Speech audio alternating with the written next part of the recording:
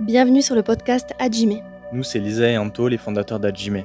On propose des retraites et une plateforme de cours de yoga et training en ligne. Dans cette saison 2 du podcast, on abordera des sujets sur le yoga, le sport, la nutrition, la santé et bien d'autres. On espère que ça te plaira. Salut, bienvenue sur le podcast Hajime. Je suis Anthony, le cofondateur avec Lisa. Et aujourd'hui, je reçois Benoît, kinésithérapeute dans les Landes. Salut Benoît. Salut Anto. Je suis très content de te recevoir puisque au-delà d'être un kiné, tu es aussi un ami de longue date. On a fait avec Lisa, toi et moi, on a fait le lycée ensemble. Et d'ailleurs, pour ceux qui nous suivent sur la chaîne, c'est notamment grâce à Benoît ici là qu'aujourd'hui je suis avec Lisa. On va dire qu'il a été l'entremetteur. Il m'a fait la petite passe D, comme on dit. Oh putain, ça c'est très très vieux. Hein. Donc merci Benoît, c'est grâce à toi si on fait. Ouais, ça date, hein. Bientôt 10 ans. Ah ouais, ça date. Hein. 10 ans. Ah bah si je peux rendre service, t'inquiète. Hein. Ouais. Non mais c'est grâce à toi qu'on fait ce podcast aujourd'hui. Donc encore merci. On va parler de pas mal de sujets. On va parler étirement, neurodynamique, récupération. Tendinite, mal de dos, sédentarité. Bon, je sais pas si on aura le temps d'aller sur tous les sujets. Voilà l'idée. Je me posais aussi la question dans quel ordre les traiter, mais au final, tu vas facilement trouver des liens entre chacun de ces sujets. Ouais, ça risque de vite te rejoindre, ouais. Ouais, on verra où ça va nous mener. Moi, j'ai juste pris les questions dans l'ordre dans lequel on les reçoit le plus fréquemment sur Hajime, parce que tu sais, on a une plateforme de cours de yoga et des trainings en ligne, mais on organise aussi des retraites de yoga. Et dans ces retraites de yoga, on a souvent des questions qui reviennent, et notamment la première question qui est Benoît, quand est-ce que je dois m'étirer ? Est-ce que je dois m'étirer avant le sport, après le sport? Je fais exprès de te poser la question de cette manière. Ouais, c'est la grande question. Et peut-être, avant de répondre à cette question, peut-être tu peux préciser déjà qu'est-ce qu'un étirement. Je sais qu'il y a beaucoup de croyances sur l'impact réel qu'un étirement sur le muscle en lui-même, sur sa propriété élastique, sa longueur ou quoi que ce soit. Est-ce que tu peux d'abord, et donc il y a ces deux questions en une. Qu'est-ce qu'un étirement et puis quand est-ce qu'on les fait tout simplement? Alors, un étirement, c'est quelque chose de très simple. Il n'y a pas besoin de complexifier. C'est juste, alors, t'as deux types d'étirements. T'as les étirements qu'on dit passifs et t'as les étirements qu'on dit actifs. Les étirements passifs, c'est vraiment l'étirement classique qu'on voit très souvent. On va venir posturer dans une certaine position, par exemple, te pencher en avant pour venir étirer les ischios. Et on maintient cette position. Ça, c'est vraiment un étirement passif où il n'y a pas de mouvement, où on posture sur une position. A contrario, tu as l'étirement actif où là, on va venir intégrer du mouvement, où on va venir chercher une amplitude. C'est ce qui se rapproche un peu plus du yoga, où on va vraiment venir chercher un mouvement jusqu'à l'étirement et ça reste actif. Ensuite, l'étirement passif, on a tendance à penser que tu vas vraiment étirer le muscle parce que tu as vraiment une sensation d'étirement. En fait, ce que tu vas étirer, c'est surtout la jonction neuromusculaire. Vraiment, ça va être plus le nerf où tu vas avoir une sensibilité au début. Et en fait, on a remarqué sur les études que ce qu'on va surtout étirer, c'est plutôt, on va dire, le système nerveux. Donc, en fait, tu vas arriver à un certain point, par exemple, je vais reprendre l'exemple des ischios, tu vas venir te pencher en avant. Il y a un moment, tu vas sentir que ça tire. Et en fait, ce que tu vas sentir, c'est plus l'étirement du nerf qui va te donner une information d'étirement. Et c'est pas forcément l'étirement du muscle. Donc en fait, tu vas posturer. Au bout d'un moment, tu vas sentir que cette sensation commence à diminuer et tu vas pouvoir aller de plus en plus loin. Et ce qui se passe, c'est juste qu'en fait, au fur et à mesure, ton corps, en gros, te désensibilise au niveau de la sensation d'étirement, ce qui te permet d'aller plus loin. C'est juste qu'en fait, il t'autorise à aller plus loin, tu t'habitues à l'étirement, donc tu vas plus loin. Tout simplement. Il y a juste arrivé à un certain point où tu arrives au maximum, on va dire, de l'étirement neuro, où tu vas arriver au point où là, vraiment, tu vas être sur la structure musculaire et tendineuse. Et là, par contre, c'est là où ça va peut-être commencer à être un petit peu gênant, où vraiment tu vas sentir ça va peut-être commencer à faire mal. Et là, tu es vraiment un peu plus sur le muscle. Mais grosso modo, pour faire simple, un étirement, ça a tendance, c'est vraiment plus un étirement, on va dire, neuro que vraiment un étirement musculaire. Et ça va avoir toute son importance sur vraiment l'explication de si on s'étire avant, si on s'étire après. On joue concrètement sur une sensation d'étirement plutôt que sur un étirement physique à proprement parler sur le muscle. C'est finalement le message de douleur qu'a renvoyé pour nous pour nous dire d'arrêter, de pas aller plus loin, Ouais, comme une alerte qu'émet le corps pour se prévenir tout simplement. Est-ce que c'est ouais, ça? exactement. C'est en gros, c'est une tolérance à l'étirement, une tolérance à la douleur, toi, ce que tu peux tolérer en tant qu'individu. C'est vraiment, je m'étire, est-ce que mon corps me dit stop parce que lui, il perçoit un message de danger, donc il te met un petit message en te disant, ben mec, là tu tires un petit peu trop doucement. Une fois que ben, tu t'es habitué à cet étirement, eh ben, il va te donner l'autorisation d'aller un petit peu plus loin, etc., etc., jusqu'à une certaine barrière où là vraiment c'est un peu plus costaud. Et là tu vas pas pouvoir aller plus loin. Là tu seras vraiment sur l'amplitude extrême au niveau de tes amplitudes. D'accord. Et quand tu dis étirement passif, j'imagine, c'est les étirements qu'on a en tête, a priori, c'est se poser longtemps dans une position pour étirer un groupe musculaire, c'est ça? Ouais, ouais, exactement. C'est l'étirement. Vraiment, tu postures une position et tu restes dans cette position. C'est simplement ça. C'est simplement ça.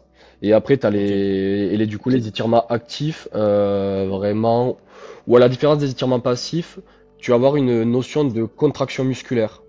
Tu vas vraiment avoir vraiment Hmm. cet effet de contrôle moteur où toi, je vais te prendre pareil, toujours l'exemple des ischios jambiers parce que c'est généralement ce que les gens s'étirent un petit peu régulièrement.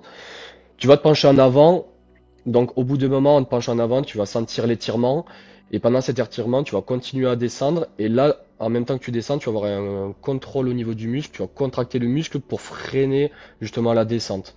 En fait, c'est juste que pendant que tu étires, tu as une contraction musculaire. À la différence du passif où tu restes vraiment dans la position et tu bouges pas. Je sais pas si c'est clair à peu près un petit peu, mais en gros, actif, tu bouges et tu sens la sensation D'accord. d'étirement. Passif, tu bouges pas et tu sens juste l'étirement.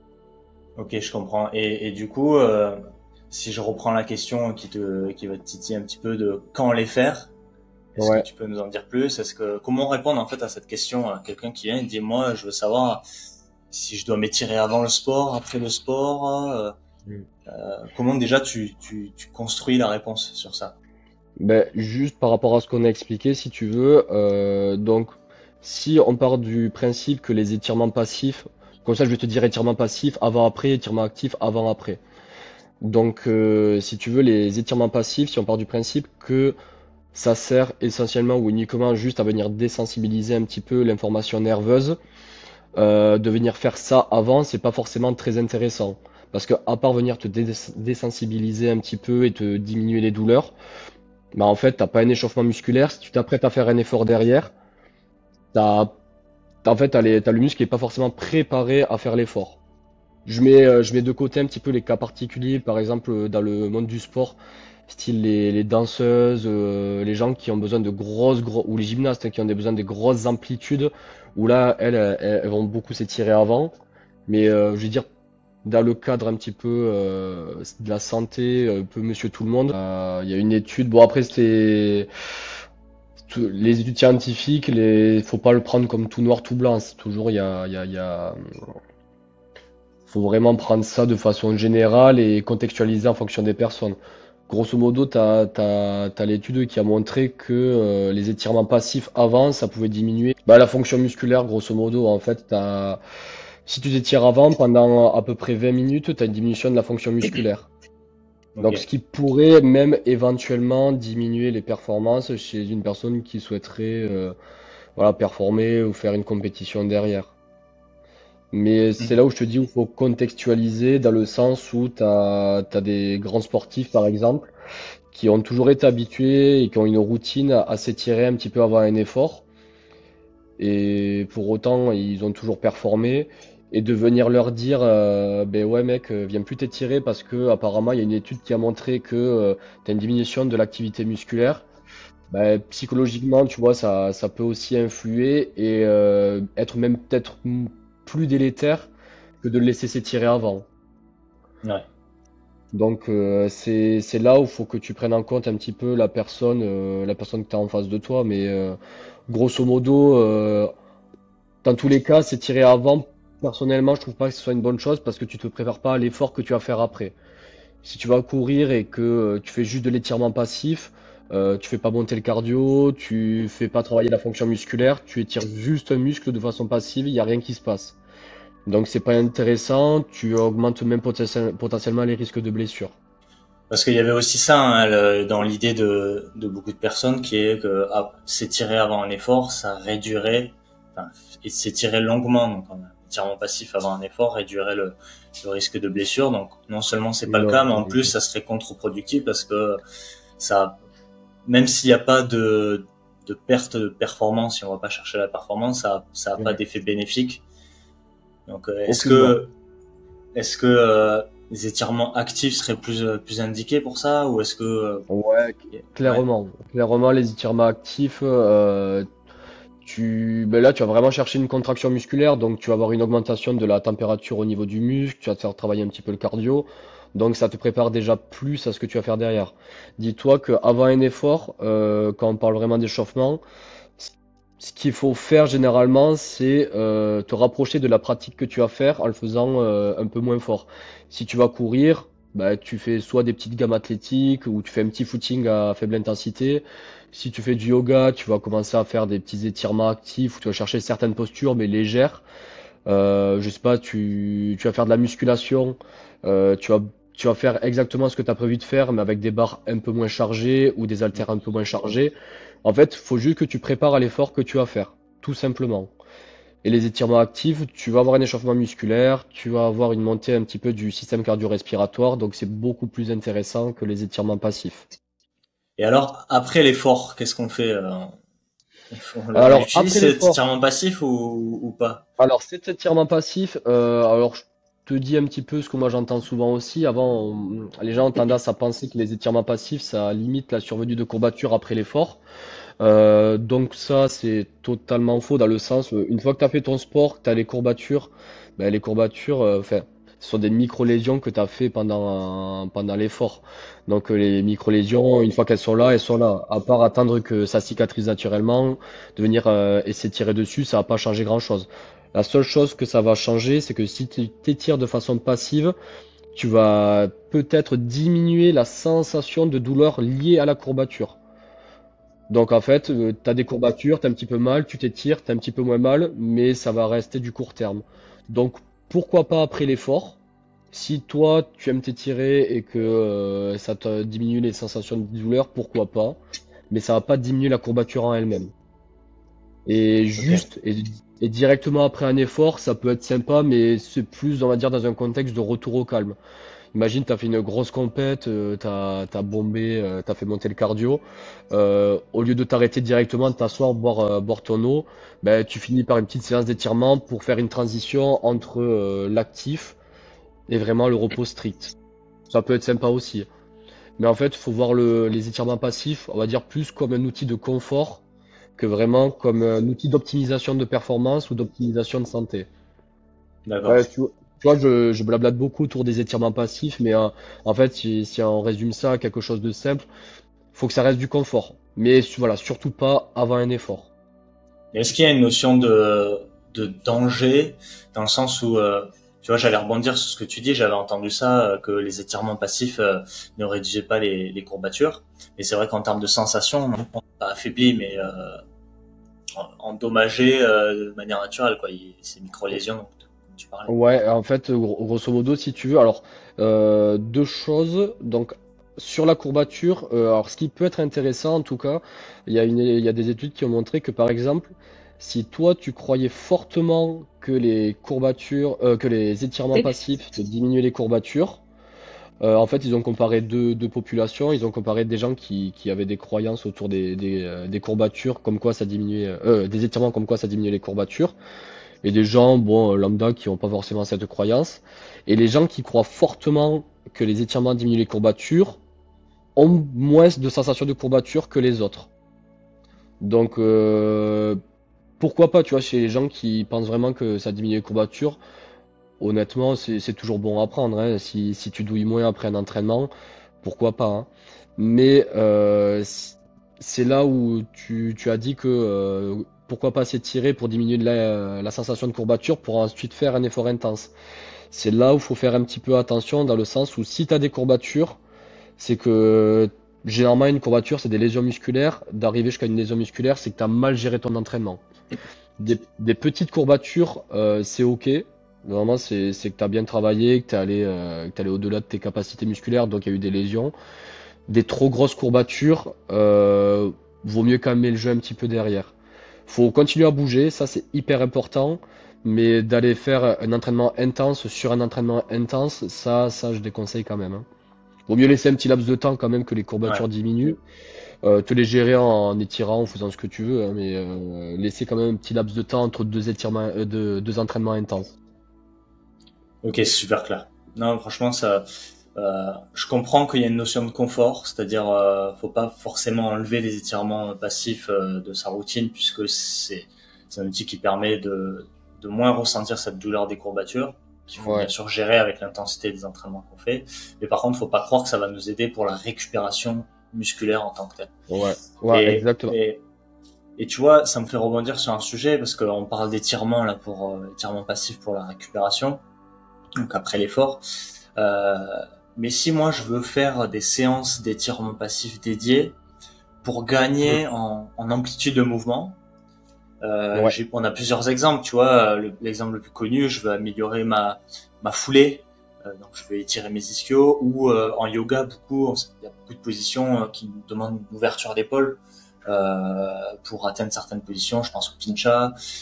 mm. Euh, je pense aussi au surf. Moi, tu vois, en ce moment, c'est quelque chose que j'essaie de travailler, mon ouverture d'épaule, parce qu'en surf, je galère non pas à prendre la vague, mais à revenir, parce que ça me Ouais. demande un énorme engagement musculaire. Est-ce que les étirements passifs, c'est la solution? Est-ce qu'il y a d'autres solutions? Et puis aussi, est-ce que c'est seulement le manque d'amplitude est seulement lié à cette fameuse sensation d'étirement, ou est-ce qu'il y a autre chose derrière qui pourrait bloquer et du coup expliquer pourquoi on manque d'amplitude parfois? Ouais. Alors, du coup, si tu veux, t'as... Alors, les étirements passifs, tu peux gagner en amplitude avec, mais tu peux jouer avec, mais faut que tu aies du temps à perdre, on va dire. En fait, ils ont montré des études pour gagner un peu en amplitude, avec les étirements passifs, faudrait que tu t'étires environ de 8 à 12 minutes par groupe musculaire à une intensité environ de 7 sur 10. Sur une échelle faut vraiment étirer fort, quoi. Vraiment que ça soit très Ouais. désagréable. Et ça par groupe musculaire. Dans ces cas-là, ils ont montré que tu gagnais quand même un petit peu en amplitude au niveau de ton amplitude que tu cherches à gagner. Mais c'est juste l'amplitude que tu gagnes.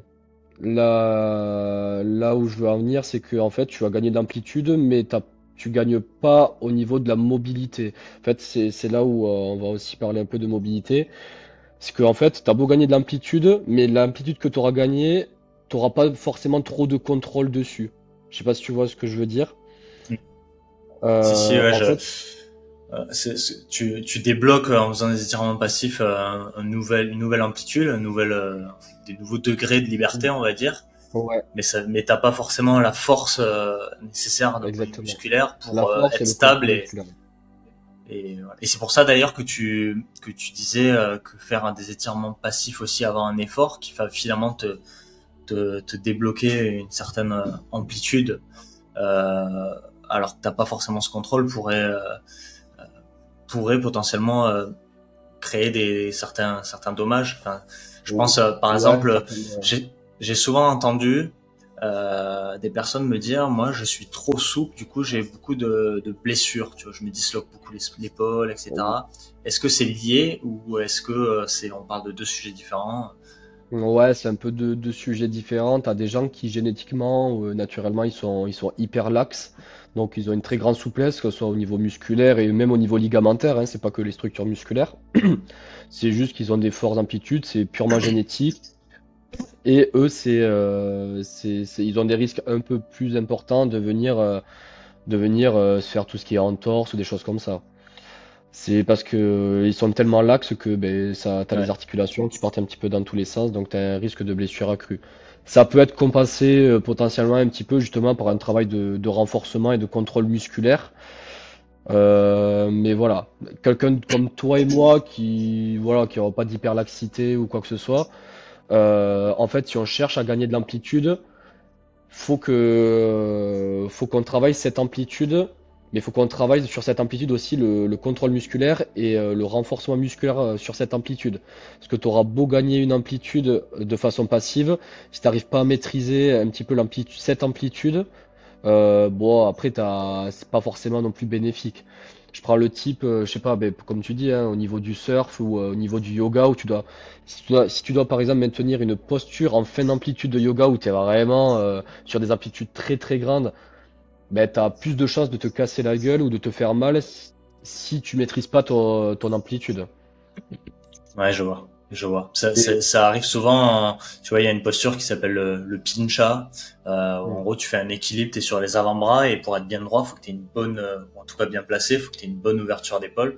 Donc, ouais, si je reprends cet exemple, si tu travailles seulement ton amplitude avec des étirements passifs, tu ouais, vas avoir du mal à tenir parce que tu vas débloquer une nouvelle amplitude de mouvement, mais tu n'auras pas un contrôle nécessaire pour bien ouais, maintenir ton corps. Et puis exactement. j'avais aimé une vidéo de Major Mouvement. Il avait donné un exemple Mm. dont tu avais été d'ailleurs le stagiaire, si je ne me trompe pas. Exactement. Ouais, ouais, Tu avais travaillé ouais.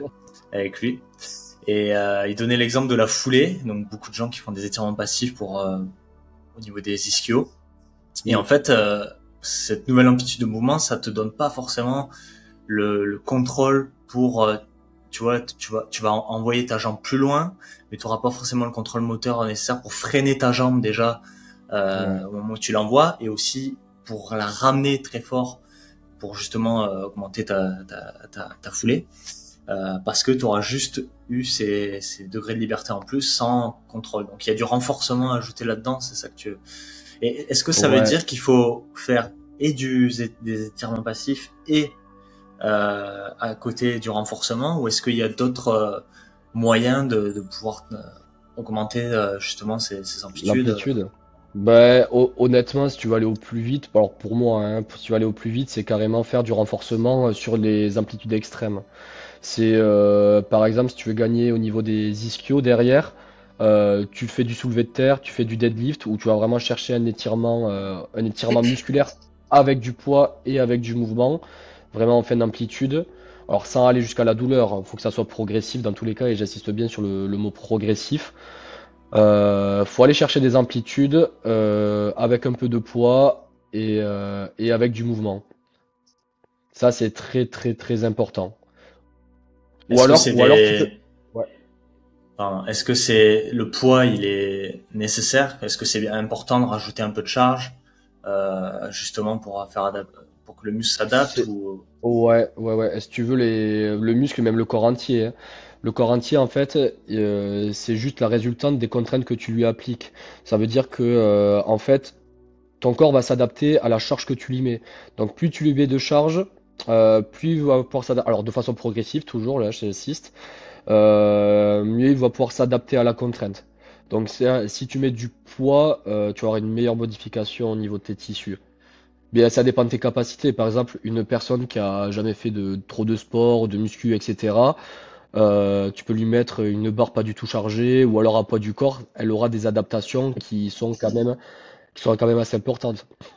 A contrario, par exemple, quelqu'un comme toi ou moi qui pratiquons du sport régulièrement, qui mettons de la charge, si on fait poids du corps, on aura une modification qui sera beaucoup moins nette qu'une personne qui est non sportive. En fait, ça dépend vraiment de tes capacités de base et tes capacités en fonction de sportif. Faut qu'en fait, si tu veux avoir une adaptation, faut que tu ailles juste au-dessus de tes capacités de base pour créer une adaptation. En fait, ça reste toujours pareil, c'est du cas par cas, ça dépend de ton niveau, hein. Mais si tu veux créer vraiment une adaptation, faut que tu ailles te stresser. En fait, faut que tu crées du stress au niveau de tes tissus pour qu'il y ait une adaptation qui se fasse. Donc il D'accord. y a des gens qui devront mettre de la charge, ça sera mieux, et d'autres gens, sans mettre trop de charge au début, ça sera aussi suffisant. Mais je peux te prendre aussi l'exemple, par exemple, du CrossFit. T'as beaucoup de gens, tu sais, qui mettent vraiment les bras en hauteur pour faire des snatchs ou avec les barres comme ça. T'en as qui te manquent un petit peu d'amplitude derrière. Et c'est là où en plus, faut que tu associes pouvoir porter de la charge et avoir une bonne mobilité d'épaule. Si t'as Mhm. pas un des deux, t'as des risques de te flinguer. Ouais. Donc, mais généralement, d'abord la technique et ensuite le poids. Donc d'abord, vaut mieux travailler quand même en poids léger ou sans poids pour gagner un peu d'amplitude, mais toujours en actif. Et petit à petit, tu rajoutes du poids. D'abord la Ok. technique et ensuite le poids. Donc finalement, avoir des routines de mobilité pour renforcer le muscle en course externe, finalement, dans ces amplitudes, justement, on manque. Ça Mm. peut être une bonne solution plutôt que de faire des étirements passifs, plus rajouter à l'étirement Ouais. passif du renfort qui peut être un peu long. On peut faire des routines de mobilité et puis ça peut être pas mal pour ça. Alors, une petite parenthèse, quand on dit yoga, hein, Mm. c'est un mot qui englobe plein de choses, hein, parce qu'on pense de Ouais, suite, tu ouais. vois, mouvement, sauf que le mouvement, c'est fait partie des asanas. Mm. Dans le yoga, il y a de la respiration, de la méditation, il y a pas mal de choses. Et donc, dans ces asanas, il peut y avoir plusieurs types. Lisa, elle enseigne le Vinyasa. Elle a été formée en Ashtanga. Et dans ce type d'asana-là, t'as quand même pas mal de mouvements. Mm. T'as du stretch, mais tu vois, pour tenir une position, t'es en Ouais, isométrie. voilà, c'est Donc, ce que j'allais te dire. Il y a aussi le contexte isométrique où là, tu restes dans une posture, mais tu as la contraction musculaire parce que tu restes statique. Donc ça, c'est très très intéressant aussi, hein. ok. Et une autre question là qui me vient, tu vois, par exemple, j'ai en plus de Mm. ma mobilité au niveau des épaules, je dois Ouais, aussi développer une amplitude de mouvement au niveau de mes ischios, parce qu'avec Lisa, on essaie de faire de l'acro-yoga, et pour ça, j'ai ouais. besoin d'être allongé sur le sol, sur le dos, et avoir mes jambes Ah, perpendiculaires au sol, 90. tu vois. Ouais. Exactement. Et j'essaie d'en faire. Est-ce que c'est est-ce qu'il peut y avoir quelque chose d'autre qui bloque? Est-ce que ça peut être le nerf sciatique? Est-ce que forcément, quand on veut débloquer une amplitude de mouvement, on parle forcément seulement de muscles et de ligaments et plutôt de cette réponse nerveuse comme tu l'as expliqué au début? Ou est-ce que il peut y avoir d'autres choses qui interviennent? Ouais, non, t'as tout dit, grosso modo, essentiellement d'abord au début, c'est vraiment le système nerveux. Donc, entre autres, quand tu te penches en avant ou quand tu ramènes les jambes comme tu viens de décrire, effectivement, c'est plus tout ce qui est chaîne postérieure, nerf sciatique. T'es limité du coup au niveau nerveux, tu peux être limité au niveau musculaire. Il y a des gens qui sont un petit peu quand même raides au niveau des muscles et des tendons, mais c'est souvent lié à la pratique sportive. Et après, quand tu es vraiment sur des amplitudes très extrêmes, tu as la morphologie aussi qui rentre en compte. Vraiment la structure osseuse en elle-même. Mais voilà, pour rester simple, globalement, effectivement, t'as l'étirement lui-même, où tu vas chercher d'amplitude, où ça sera vraiment plutôt le système nerveux qui va te limiter. Et ça doit être sûrement ton cas. Et après, tu as le système musculaire derrière. Donc là, effectivement, je pense que tu vas vouloir parler de neurodynamie pour éventuellement venir travailler un peu le nerf. Donc ça, pourquoi pas? En fait, dis-toi que quand tu fais par exemple du renforcement style deadlift, etc., tu vas chercher un étirement avec du poids un petit peu en avant, c'est indirectement de la neurodynamie aussi. Du moment que tu mets une tension sur le nerf, on peut parler un peu de neurodynamie. En fait, neurodynamie, ça veut juste dire mouvement du nerf, tout simplement. Donc, c'est en fait ça se rapproche exactement de ce qu'on disait au niveau des étirements passifs et des étirements en général, hein. Quand tu vas venir étirer, enfin, quand tu penses venir étirer un muscle, tu vas étirer aussi le nerf. C'est des structures qui se suivent, hein, Est-ce que le grosso nerf, modo. lui, le nerf sciatique, pour prendre cet exemple, il aime les étirements passifs ou est-ce qu'au contraire, c'est quelque chose, parce que c'est ça qui est un peu compliqué, c'est est-ce que si moi je veux gagner en amplitude, est-ce que si je me dis tiens je vais faire des étirements passifs mais que je vois que ça me fait des douleurs, est-ce que ça peut être lié cette utilisation des étirements passifs et ce nerf qui est là et qui est ici en plus de la structure musculaire et termineuse. Ouais, bon, dis-toi déjà que tu pourras jamais dissocier le nerf et le muscle. Quand tu vas dans tous les cas étirer tes ischios, tu vas étirer. Alors tu vas avoir la sensation d'abord d'étirement du nerf et ensuite l'étirement du muscle. Dans tous les cas, tu pourras pas les dissocier. Si tu vois que c'est douloureux, c'est que c'est pas bon. C'est que c'est pas bon. Soit tu peux avoir une irritation du nerf euh, pour plein de raisons. Là, il y a vraiment énormément de raisons pourquoi le nerf peut être irrité. C'est une structure comme les autres qui peut être irritée. Dans ces cas-là, il y a deux solutions. Soit tu as le nerf qui est vraiment bien irrité, et alors je te déconseille fortement d'aller le titiller, parce que le nerf c'est une structure qui est très très très sensible, et notamment à l'étirement. En fait, si tu viens étirer un nerf qui est déjà très sensible, tu peux venir justement venir le faire flamber encore plus. Mm. Donc dans le cas par exemple d'une personne qui sent qu'il a une sciatique euh, vraiment carabinée, venir s'étirer derrière, honnêtement je contre-indique fortement. Je contre-indique fortement parce que tu peux venir amplifier ta sciatique entre guillemets. Au contraire, par exemple, si tu as une petite douleur derrière la jambe, que c'est pas très très fort, là pourquoi pas? Ça peut être intéressant. Mais là, en fait, c'est toujours pareil, c'est du cas par cas. Tu testes, si tu vois que ça augmente la douleur, tu stoppes direct. Tu stoppes direct pour pas venir faire flamber trop. Si tu vois par contre que ça t'améliore la douleur et que tu te sens plus à l'aise et tu te sens d'aller plus loin, là tu peux y aller, y a pas de souci. En fait, c'est vraiment qu'est-ce que ton corps te dit à l'instant T.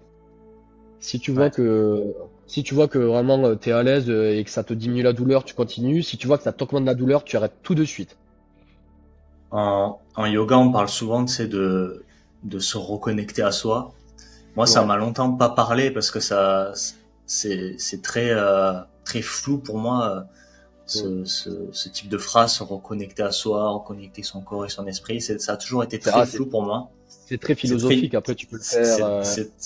c'est très yoga, mais finalement, c'est aussi un peu ça, c'est-à-dire être capable d'écouter ce que notre corps nous dit, les Mm. signaux qu'il nous envoie, et puis adapter ce qu'on fait, quoi, tout simplement. Là, comme tu Ouais. disais, si moi je m'étire mes ischios et que je sens que j'ai des douleurs, alors est-ce que si j'ai une douleur, si je présume avoir une sciatique, est-ce que la case kiné est obligatoire ou est-ce que les personnes peuvent faire une sorte d'automédication avec du mouvement? Comment ça fonctionne?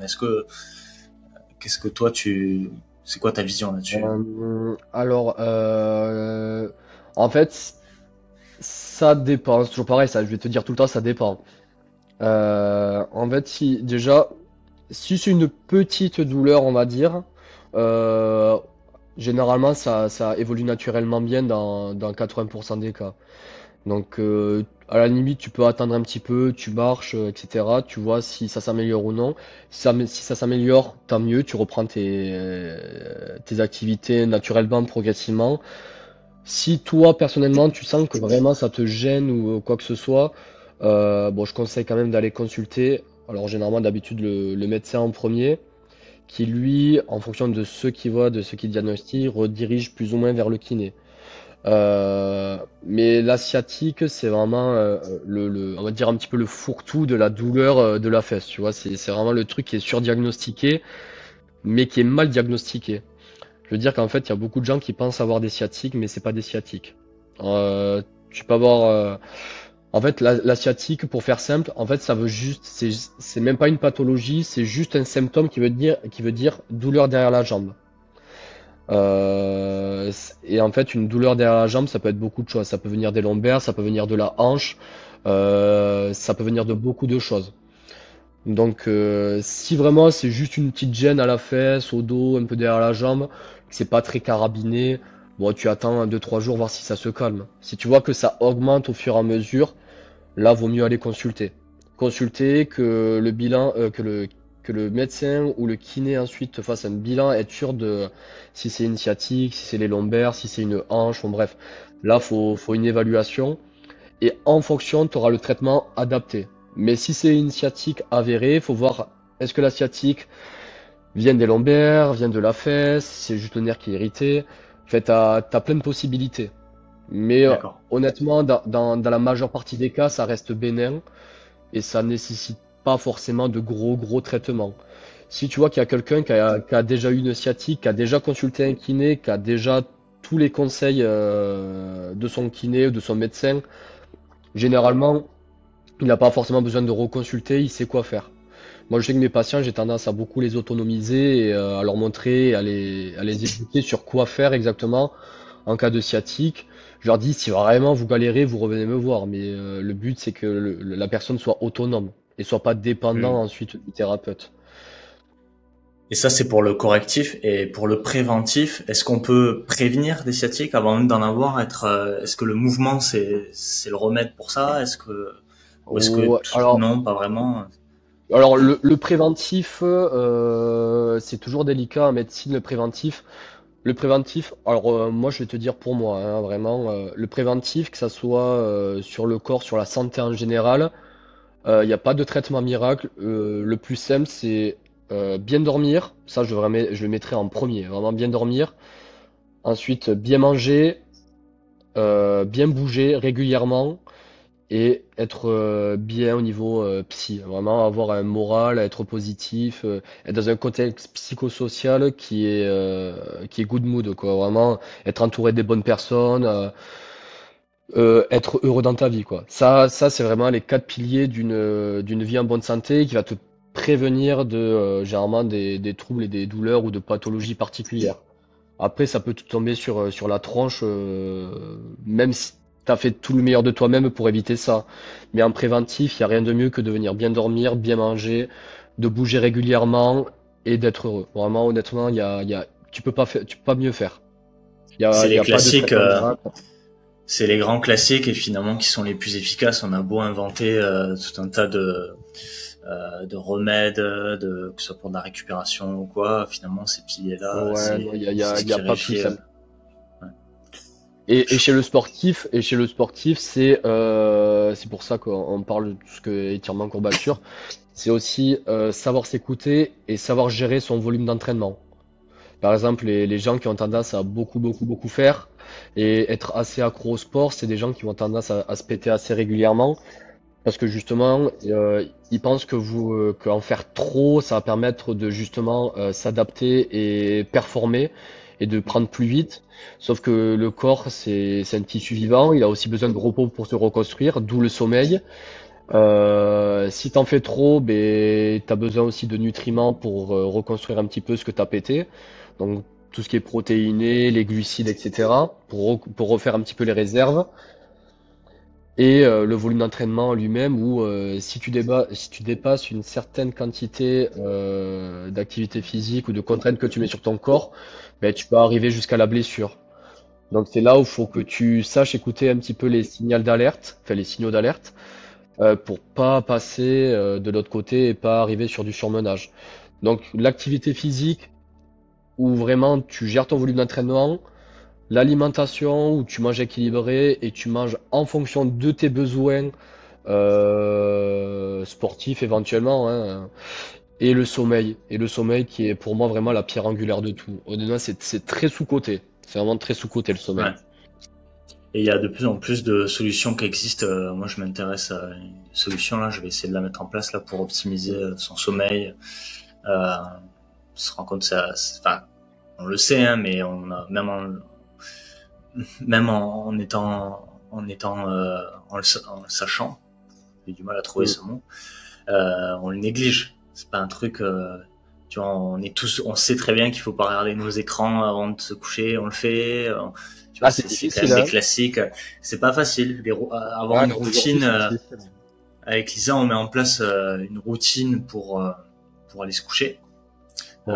On y arrive quand on est dans une routine de vie, mais quand on change, tu vois, quand on est un peu dans le train de la vie, parfois on Mm. l'oublie, hop, on prend notre téléphone et en fait, ouais, ça a un impact important. Ouais, ouais. Je voulais rebondir là donc sur le message que tu viens de passer là. Il y a énormément de solutions qui existent. Tu vois, il y a cryothérapie, stendo, pressothérapie, étirement, les massages, épisodes de massage Mm. pour la récupération. Je voulais voir point par point ce que t'en penses. Peut-être d'abord, parce qu'on parle de récupération, Est-ce que tu pourrais nous expliquer ce que la différence entre récupération active et passive déjà? Ouais, pour moi, vraiment, la récupération passive, c'est tout simplement tout ce que tu vas mettre à ta disposition pour essayer d'améliorer, on va dire, ton confort après effort de façon passive, c'est-à-dire sans bouger, quoi. C'est tout ce que tu viens de parler, donc massage, étirement, presso, cryo, les choses comme ça, qui vont me permettre d'améliorer un petit peu ton confort. Et plutôt ce qui est récupération active, c'est plus, c'est vraiment là où tu vas rester actif. C'est peut-être aller te faire une petite balade dehors, aller faire un petit peu de vélo, mais vraiment en mode très léger. C'est en fait continuer à faire fonctionner le corps, mais à intensité très très très très basse. Moi, je vois ça comme ça. Je vois ça vraiment plutôt comme ça. Est-ce que ça fonctionne en symbiose? Est-ce que l'un va pas sans l'autre? Est-ce que les deux doivent se faire? Ouais, après, comme je te dis à chaque fois, ça dépend des personnes. En fait, tout ce qui est, on va dire, récupération passive, pour moi, en fait, c'est vraiment du confort. C'est comme les étirements passifs, ça va augmenter ton confort, donc indirectement, en fait, tu vas te sentir mieux, donc tu auras la sensation d'aller mieux. Donc c'est pourquoi pas, franchement. Si une personne A aime les massages, une personne B aime la cryo, une personne C aime la presso, ben, fais-le. Si tu sens que derrière un entraînement, franchement, tu te sens mieux et que ça te permet d'optimiser un petit peu toi, ta condition, ouais, pourquoi pas, hein. Mais voilà, il n'y a pas de plus-value, on va dire, par rapport à faire une récupération active où tu vas marcher un petit peu, etc. Moi, Tu vois, j'ai, c'est moi personnellement, honnêtement, après un gros effort, je préfère quand même aller faire un peu de récup active, aller marcher un petit peu, faire un petit peu de vélo. Tu vas refaire fonctionner ta pompe, le système cardio-respiratoire, tu vas refaire de l'afflux sanguin un petit peu dans les muscles. Et ça va apporter tout ce qui est nécessaire au corps pour récupérer. À la différence de tout ce qui est un petit peu récupération passive, où voilà, t'as pas le même effet que la récupération active. Ça, c'est mon avis, tu vois. J'ai pas d'études pour t'étayer ça, mais globalement, c'est plus mon point de vue personnel, hein. Mais j'aime bien que t'aies ce discours parce que là, ce que tu as dit, c'est déjà que c'est au cas par cas. Tu me l'as dit plusieurs fois, mais c'est important. C'est Ouais. exprès dans le sens où comprendre qu'il y a plein d'outils et finalement un outil peut être utile pour une personne A et pas utile pour une personne B et inversement. Mm. C'est au cas par cas, comme tu dis. Ouais, faut que tu trouves ce Et qui te correspond. et aussi au niveau de toutes ces solutions qui existent, de pistolets de massage, cryothérapie, pressothérapie, bon, il y en a Ouais. d'autres, hein, j'en oublie, bah, rien que on en a parlé, des étirements passifs. Mm. Euh, c'est important de savoir que c'est même si, parce que c'est très controversé, hein. Moi, je vois beaucoup de vidéos dire arrête de faire du pistolet de massage, ça sert à rien. Alors, C'est, en fait, qu'est-ce que t'en c'est, penses? En fait, c'est toujours pareil, c'est quel objectif on met derrière. C'est qu'est-ce qu'on vise? Est-ce que c'est une récupération accrue? Est-ce que ça va nous permettre de récupérer plus vite? Ça, pour toutes les thérapies passives, honnêtement, non.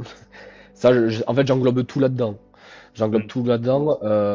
Sur la récupération en elle-même, pour les courbatures, je te parle de courbatures comme ça parle à tout le monde. Ça va pas augmenter la cicatrisation, ça va pas augmenter la récupération au niveau des courbatures. Ça va juste augmenter ton confort et c'est tout. C'est tout. Il y a pas à chercher A plus B. En fait, si tu veux, c'est tout ce qui est un peu cryo, pistolet de massage, massage en général. On va dire, c'est un peu survendu à notre époque. C'est très marketing, voilà, c'est très vendeur. Ils te vendent ça comme quelque chose de très sexy.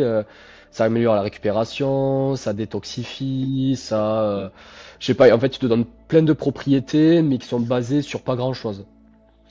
Donc, en fait, moi, ce qui me dérange, c'est plus le discours que tu as derrière les thérapies passives.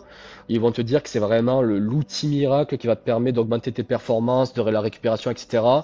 alors qu'en fait, c'est un effet très, très, très, très limité. Ça n'a pas un effet meilleur qu'autre chose. Et c'est là où j'en reviens à, faut vraiment que ça soit personnalisé en fonction des personnes. Enfin, c'est moi, tu vois, après une séance de sport, aller me tremper les pieds dans de l'eau froide ou me faire un bon massage, tu vois, je kifferais trop, hein. Mais je sais que derrière, physiologiquement, va pas y avoir de plus-value. Mais si derrière, psychologiquement, tu te sens bien, que tu as aimé ton massage, tu as aimé ta cryo, tu as aimé ce que tu as mis en place, ton étirement, c'est toujours bon à prendre. C'est toujours bon à prendre. En fait, faut pas cracher dessus, mais voilà, faut rester dans le contexte où c'est pas miraculeux. En fait, faut que tous les outils passifs soient au service de l'actif. En fait, faut que ça soit une aide ensuite à l'actif. Faut pas prendre ça comme une fin en soi. Faut vraiment que tu l'utilises avec parcimonie et faire attention un petit peu aux discours qui sont marketing vraiment mais très agressifs, hein. Genre ouais, si tu fais pas ton massage, ça va pas aller mieux. Si tu fais pas ta cryo, ben tu vas diminuer en performance. Si tu fais pas ça, tu vois, ça c'est des discours qui sont un petit peu dangereux. Et par exemple pour la cryo, juste pour parler de la cryo parce que c'est très répandu et ça sort beaucoup dans le milieu sportif. Euh, Ça, il y a des études qui ont montré, par exemple, que la cryo pourrait même être un petit peu contre-productif dans le sens où, en fait, ça a un effet anti-inflammatoire. Sauf que l'inflammation, quand tu fais une séance de sport, c'est ce qui va te permettre de cicatriser tes tissus. Donc, en fait, tu vas venir couper le processus qui te permet de cicatriser. Donc en fait, c'est un petit peu paradoxal. Tu vas venir shunter un petit peu le truc qui va te permettre de cicatriser et de récupérer au niveau de tes fibres musculaires. Donc tu vois, c'est un Parce petit que peu. parce que ça diminue l'afflux sanguin, c'est ça, le froid? Alors t'as l'afflux sanguin et en fait, alors pour faire simple, en fait, tu te blesses, enfin tu te blesses. T'as une lésion. T'as une inflammation qui va se mettre en place. Donc t'as plein de médiateurs chimiques qui vont se mettre en place pour cicatriser la zone. Donc en fait, t'as des petites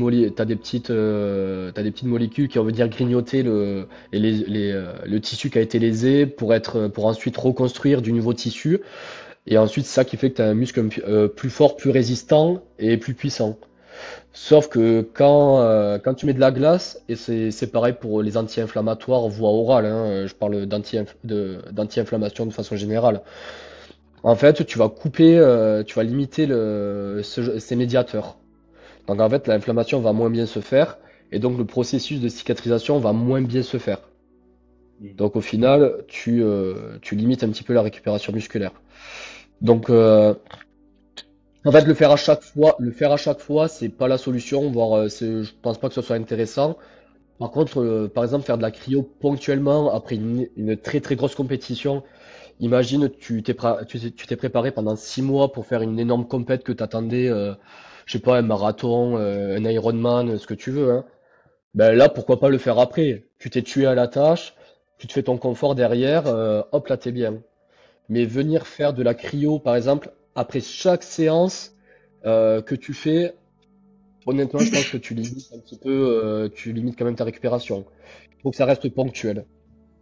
Ton, ton exemple sur la cryothérapie, l'afflux sanguin, etc., sera une bonne Mm. transition pour le sujet des tendinites. Mais avant ça, je voulais Ouais. rebondir sur ce que tu dis. En fait, un gros red flag, c'est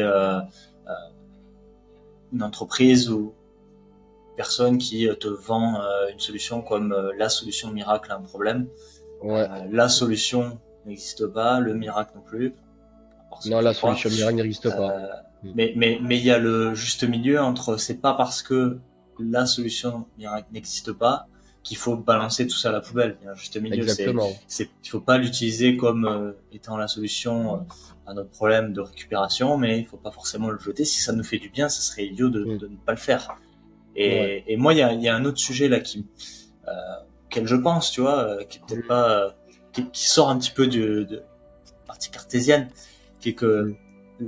la médecine, finalement, c'est assez évolutif. Tu vois, il y a beaucoup de choses qu'on sait maintenant, qu'on savait pas avant. Ça a été très dur déjà de déconstruire des idées qui étaient là depuis très longtemps, des médecins qui ont avancé des choses depuis très longtemps.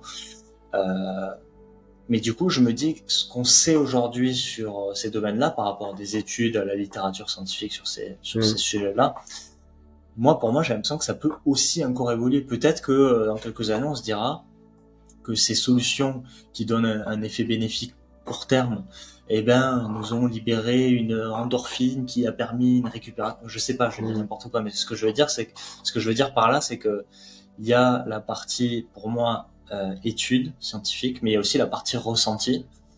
Et si ton ressenti te dit que ça te fait du bien de faire du massage, du pistolet de massage, ou en étant raisonnable de la cryothérapie et même des étirements passifs, c'est idiot de le sortir de son plan d'entraînement parce qu'on a vu quelqu'un sur YouTube dire que ça ne servait à rien et qu'il fallait absolument arrêter. Tu vois, c'est un discours qui est toujours à voilà, il faut, je trouve pas le mot. Il faut faire attention de tous ces discours un peu extrémistes de il faut tout jeter à la poubelle ou c'est la solution miracle. Ouais, c'est pas tout blanc, tout noir, hein. La médecine, c'est pas une science exacte. Faut vraiment nuancer les propos. On a des consensus sur certaines thérapies, sur certaines choses, et sur beaucoup d'autres choses, c'est vraiment très nuancé, c'est du cas par cas, ça dépend. Quand on est dans un contexte, alors je vais parler de soins, quand on est dans un contexte de soins, on va quand même venir chercher qu'est-ce qui est le plus prouvé scientifiquement en premier, et on commence par ça. On commence par ça parce qu'on sait qu'il y a eu des études dessus, il y a eu des comparatifs, on sait que c'est ce qui marche le mieux sur ces cas-là en particulier. Donc tu vas commencer par ça, tu vois que ça marche moins bien, tu prends le truc en dessous, etc., etc. Faut vraiment voir ça comme ça. Il y a des gens chez qui, par exemple, t'as le gold standard d'une thérapie qui va très bien fonctionner, mais t'as toujours des gens qui sont un petit peu, qui sortent en dehors des clous, chez qui ça va pas marcher. Et c'est là où il faut que tu aies un petit peu de recul et pas prendre les études scientifiques comme quelque chose de vraiment acquis.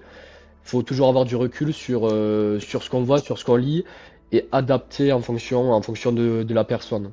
C'est là où c'est un petit peu délicat.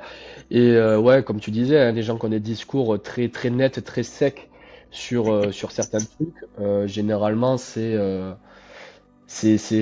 beaucoup plus compliqué que ça. À part les trucs où il y a vraiment des consensus.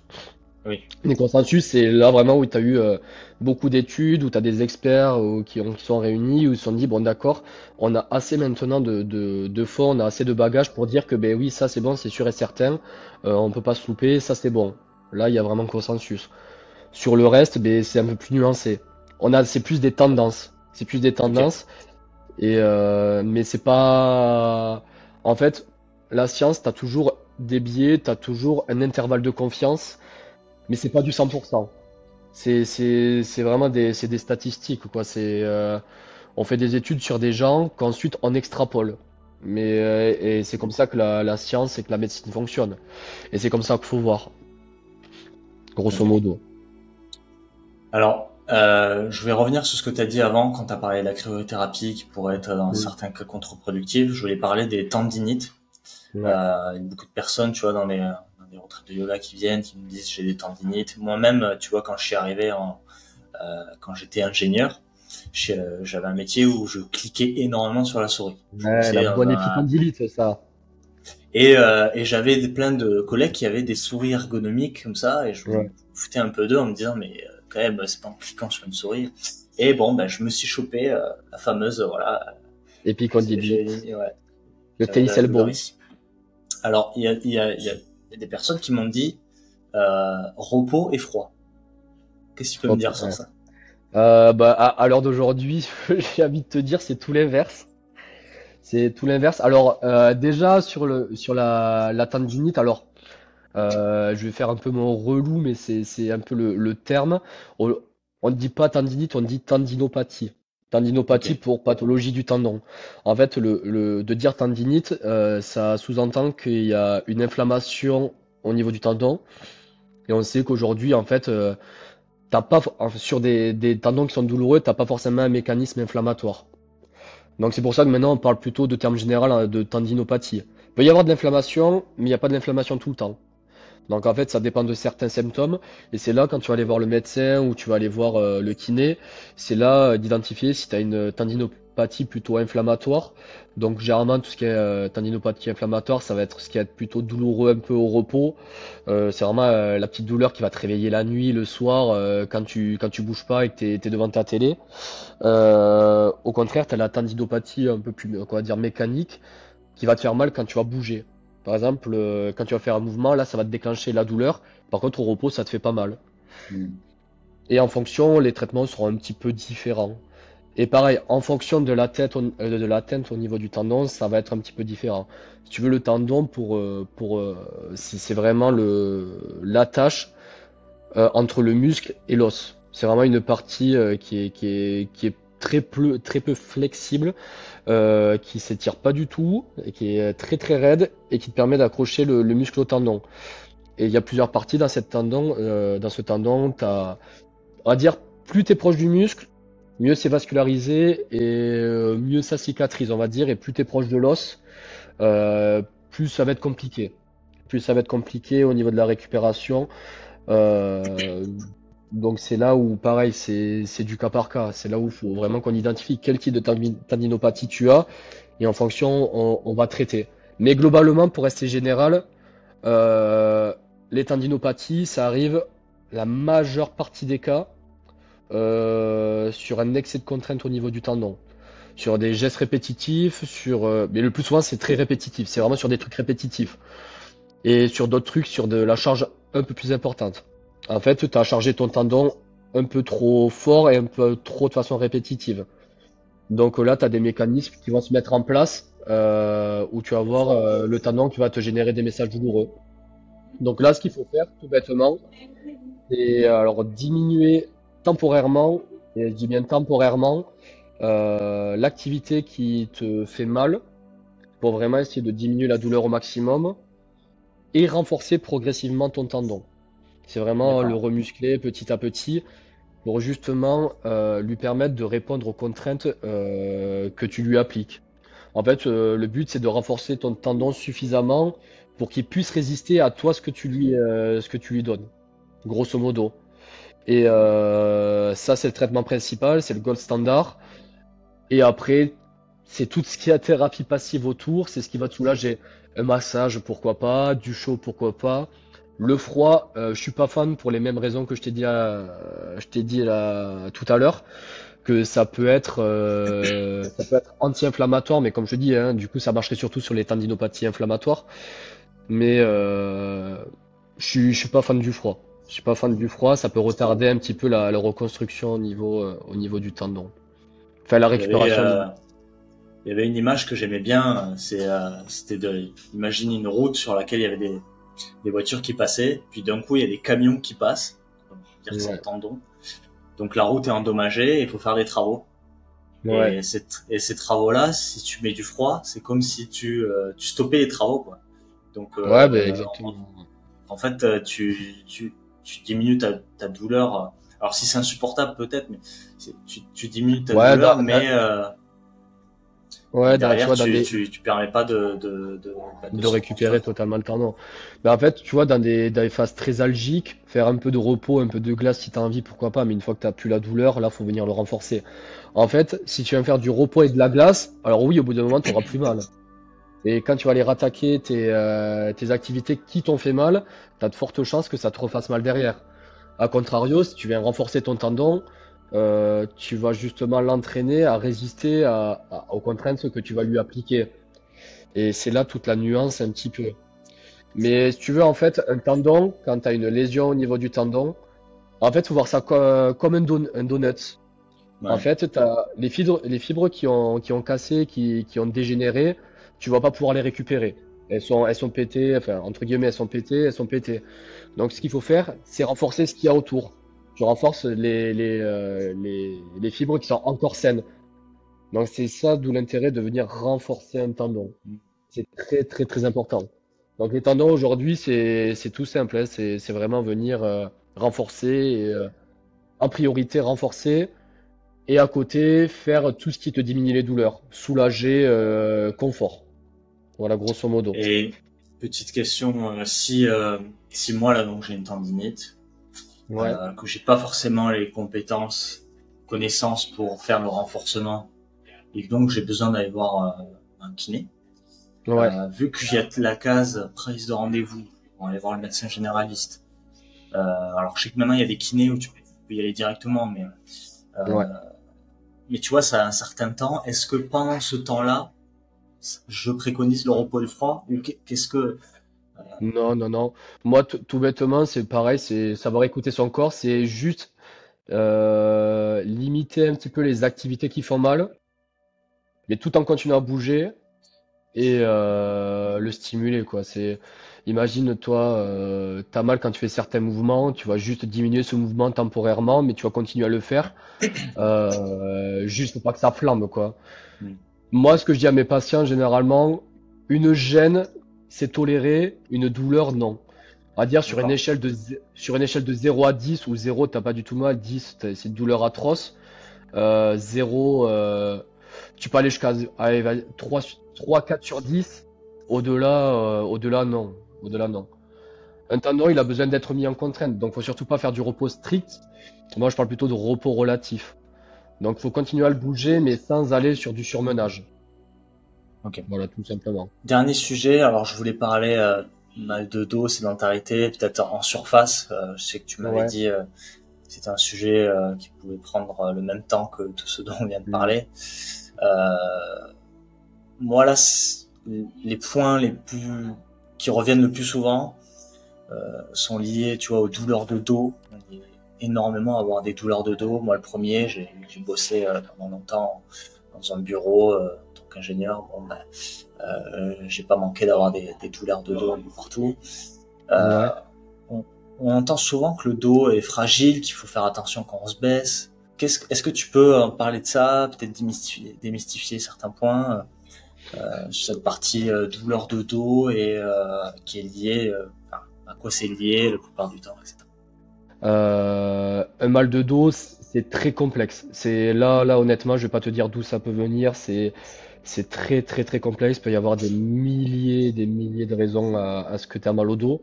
Mais globalement, dis-toi que dans 80% des cas, un mal de dos, ça reste bénin et ça évolue bien dans les 4 à 6 semaines suivant les débuts de tes douleurs.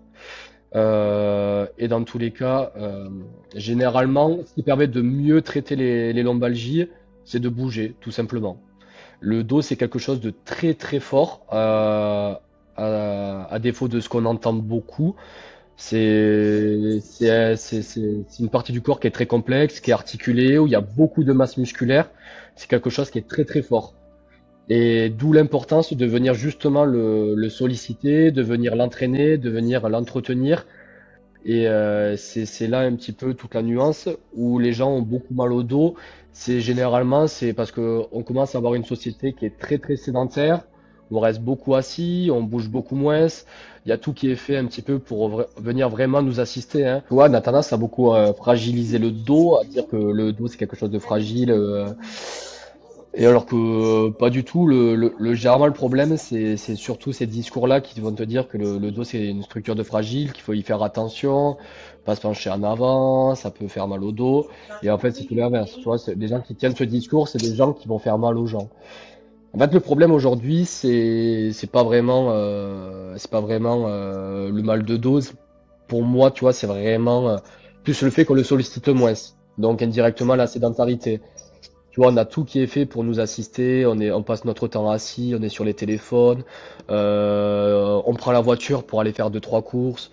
Quand il y a un ascenseur, on prend un ascenseur. Je veux dire, il y a tout qui est fait pour nous assister. T'as tout qui est fait. Et du coup, directement, ça nous impacte, on bouge moins. Alors, ok, tu vois, on est moins fatigué. Mais c'est ça le problème, c'est qu'en fait, on met plus de contraintes sur notre corps. Et le dos en premier. Et en fait, je pense qu'on est dans une société, on n'a jamais eu les corps aussi faibles de tous les temps, hein, vraiment. Là, je crois de souvenirs, il y a peut-être, alors dans le monde, il y a 30% de la population mondiale qui suivent pas les recommandations en termes d'activité physique. Et quand je parle d'activité physique, c'est une notion je parle pas de sport, je parle juste d'activité physique, donc juste de marcher un petit peu, de bouger. 30% de la population mondiale, c'est une moyenne, et cette moyenne, elle monte jusqu'à 70% 70%, hein, c'est énorme, hein, 2 tiers, hein, on va dire dans les populations à à tout le confort, typique les États-Unis, nous la France et tout comme ça, hein. Ouais. Donc c'est catastrophique, hein. Donc en fait le vrai problème c'est pas forcément le mal de dos et j'englobe un petit peu tout ce qui est douleur même de genoux, d'épaule, des douleurs on va dire musculo-squelettiques. C'est plus on va dire du fait qu'on a arrêté de bouger, qu'on a arrêté de mettre des contraintes sur le corps que vraiment une faiblesse du corps en lui-même. Alors il y a des cas particuliers effectivement où il y a des lombalgies qui sont dues à des choses spécifiques, mais ça nécessite un avis médical. Mais honnêtement, la majeure partie des lombalgies, c'est quelque chose de très bénin. Comme ce que je te disais, tu as 80%, ça passe dans les 4 à 6 semaines après les débuts des douleurs, sans intervention de personne. Donc pas besoin de kiné, pas besoin d'ostéo, de médecin ou quoi que ce soit. Un mal de dos, ça va naturellement évoluer vers quelque chose de positif, dans 80% des cas. Donc tu vois, on a tendance à beaucoup diaboliser le mal de dos. Honnêtement, et le fait de justement avoir une croyance négative, le fait de penser que son dos est quelque chose de fragile, ça augmente les douleurs. Il y a des études qui ont été faites justement où on a montré que les personnes qui ont tendance à être un petit peu anxieuses, qui ont des fausses croyances au niveau du dos, ont tendance à avoir plus mal. Et c'est là Ouais. justement où nous, en tant que professionnels de santé, on a une responsabilité où on doit justement éduquer et rassurer les patients en leur disant que ben non, le dos c'est quelque chose de très fort, c'est quelque chose qui vous soutient, c'est quelque chose qu'il faut entretenir. C'est indispensable. Se pencher en avant, parce qu'on entend souvent parler, ouais, faut pas se pencher le dos rond, faut plier les genoux. Ben ça pareil, tu vois, ça dépend. Pour ramasser un stylo, pour faire un peu de jardinage, pour je sais pas, faire un peu de ménage, c'est ok. Franchement, au contraire. Mais le dos rond, c'est un bon entraînement. Ton dos te dira merci. Mais après, soulever par exemple un poids qui fait 30, 40 kilos, ouais, bon là je vais te conseiller peut-être d'utiliser un peu plus les jambes. En fait, si t'es pas entraîné sur une certaine amplitude dans un certain effort, tu risques de te péter. Ça, c'est clairement ça le message qu'il faut passer. Si tu entraînes pas ton dos à faire certaines choses, ben c'est là où tu vas faire mal. Donc les gens qui ont tendance à faire très attention, c'est les gens qui marchent droit comme ça, qui marchent comme un I, qui vont se baisser, en faire très attention, en restant toujours le dos bien droit. C'est ceux qui vont avoir le plus mal après. Parce qu'en fait, ils n'ont pas entraîné leur corps à venir développer certaines capacités qu'ils sont capables de faire, hein. On a tendance à beaucoup le dire à nos parents, attention quand tu te baisses. Alors, sauf contre-indication, imagine que ça sert à rien de continuer à leur dire ça, qu'au contraire, faut les faire Ah ouais, non, bouger, non, non. aller chercher des degrés de liberté du dos, puis ouais, bouger, quoi. Ouais, mais Euh, dis-toi, dans le dos, t'as une vingtaine de vertèbres, hein. S'il y a autant d'articulations, c'est pour que ça bouge, hein. C'est pas fait pour rester comme un bâton, hein. Si t'as autant d'articulations, si t'as autant de muscles, c'est fait pour bouger. Et il faut bouger, c'est indispensable. Le mouvement, c'est le meilleur médicament qui existe pour le dos et pour la majeure partie des ouais. problématiques musculo-squelettiques. C'est vraiment le meilleur des médicaments, hein. Alors, on a vu que, ouais, de rester immobile, la sédentarité, les boulots du tertiaire, où on est vraiment assis, ça peut être une cause. Euh, Est-ce que, parce qu'on entend souvent aussi, tu vois, tiens-toi droit, redresse-toi. Est-ce que la posture, euh, est au-delà de l'esthétique, puisqu'on peut tout à fait vouloir changer une posture pour esthétiquement être, se voir plus beau, est-ce que d'un point de vue douleur, il y a un lien? Bon, pour faire simple, aucune corrélation entre posture et douleur. Voilà, tout simplement. Je vais te dire, ça dépend aussi toujours de comment toi t'es habitué à fonctionner. S'avachir sur un canapé, c'est ok. Rester droit, c'est ok si t'as envie. Tenir une certaine position, c'est ok si t'as envie. Le problème, c'est pas forcément la position en elle-même. Le problème, c'est d'y rester très longtemps. C'est plus la sédentarité qui l'accompagne. Moi, je te dis, par exemple, reste droit pendant 15 minutes. Au bout d'un moment, tu vas douiller, hein, ça va te faire mal. Tu vas commencer à faire un petit peu comme ça, tu vas commencer à bouger les épaules, tu vas commencer à t'étirer, parce qu'en fait, ton corps t'envoie des messages comme quoi, ben ouais, j'ai besoin de bouger. C'est Ouais. pareil, tu te mets avachi dans le canapé, c'est pas mauvais. Il y a juste au bout d'un certain moment, mais ton corps va le faire savoir que ben, c'est un petit peu gênant. En fait, la posture, il n'y a aucune corrélation entre posture et douleur. Tu fais la posture que tu veux. Si tu veux être avachi, t'es avachi. Si tu veux rester droit, tu restes droit. Tu fais ce que tu veux. Du moment que ça te fait pas mal, c'est pour ça, t'as les parents qui ont tendance à te dire, ah ouais, ce que tu disais, hein, tiens-toi droit, tu vas avoir mal au dos, enfin, que des trucs comme ça. Ça, c'est totalement faux. C'est vraiment strictement faux.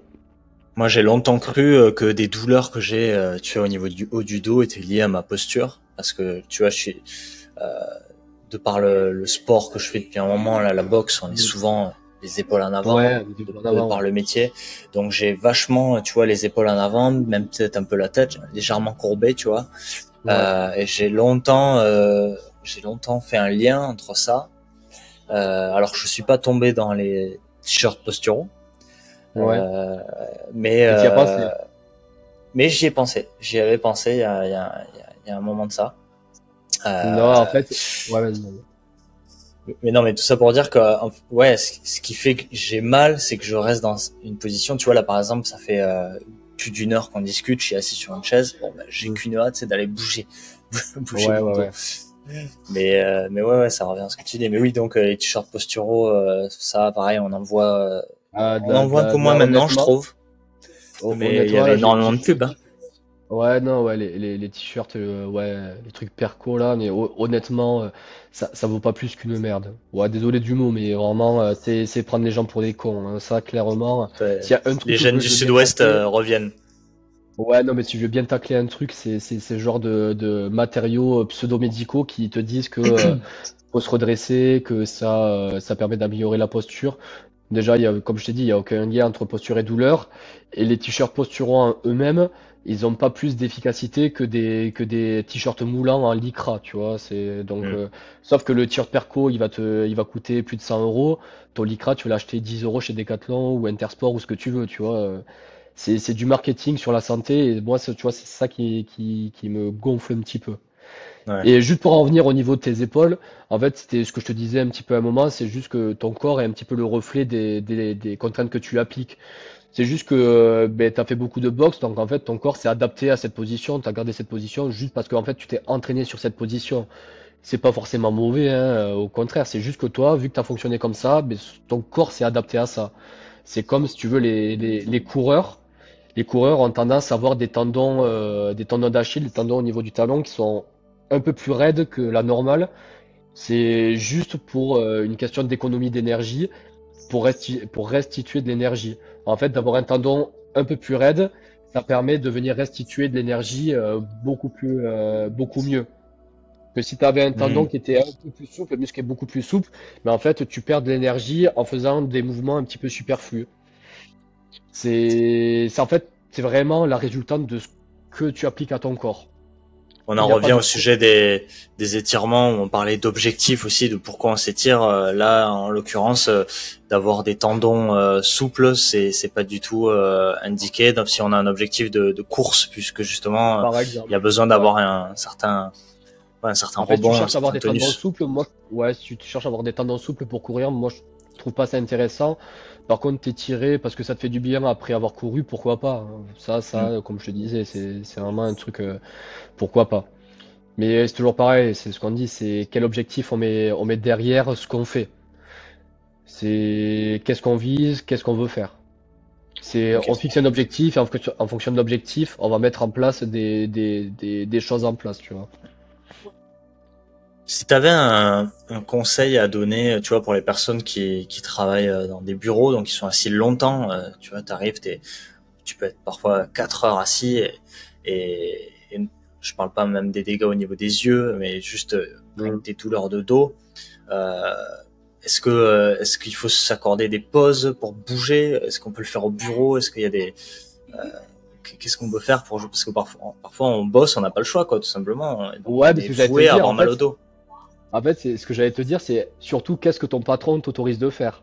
Si t'es salarié, c'est qu'est-ce que ton patron t'autorise de faire. Dans l'absolu, je dirais que vraiment, si t'as possibilité, tous les trois quarts d'heure, toutes les heures, Tu te lèves, tu vas marcher un petit peu, tu bouges les épaules, tu bouges un petit peu ton dos, voilà, tu bouges 5 minutes et après tu retournes travailler. Tu vois, il y a des entreprises qui sont déjà dans le turfu un peu, tu vois, ils ont mis en place des bureaux sur tapis roulant, ils ont mis en place des bureaux où tu es assis sur Ouais, des ballons de gym.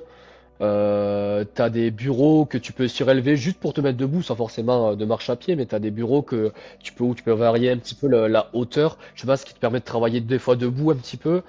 Tu vois, ça c'est pour moi, au niveau de l'entrepreneuriat, au niveau des entreprises, ça c'est le futur. Pour limiter un petit peu tout ce qui est troubles musculo-squelettiques. Dans l'absolu, après, si t'as pas la possibilité de te lever et que c'est mal vu que tu te lèves, ben, de temps en temps, voilà, en toute discrétion, tu vas un petit peu bouger les épaules, tu vas un petit peu bouger, tu vas un petit peu te pencher en avant, tu fais ce que tu peux. mm, T'essaies de... En fait, le but dans ce genre de cas, c'est de couper la sédentarité le plus régulièrement possible. C'est pas forcément de ouais, faire beaucoup, c'est de faire un petit peu régulièrement. Et tu vois, quand tu as des métiers de bureau, tu travailles tous les jours, allez, peut-être 5 jours sur 7, du matin au soir, c'est là où c'est compliqué. Mais ouais, faut couper la sédentarité le maximum. C'est ça, ça va te permettre de limiter. Je vais pas te dire que ça va te faire, de prévenir totalement. Je te dis, ça va limiter la survenue ouais, des troubles musculo-squelettiques. Mais après, tu fais en fonction de ce que ton travail te permet de faire. Malheureusement, tu as des gens, ils ont des travails qui, en fait, tu peux pas te doser, quoi. T'as des gens, moi, ils viennent au cabinet, bah, leur travail freine un peu leur éducation et leur récupération. Mais ouais, voilà, y a pas le choix, quoi. T'as un loyer à payer, t'as une famille à nourrir, ben, tu te démerdes comme tu peux. ouais.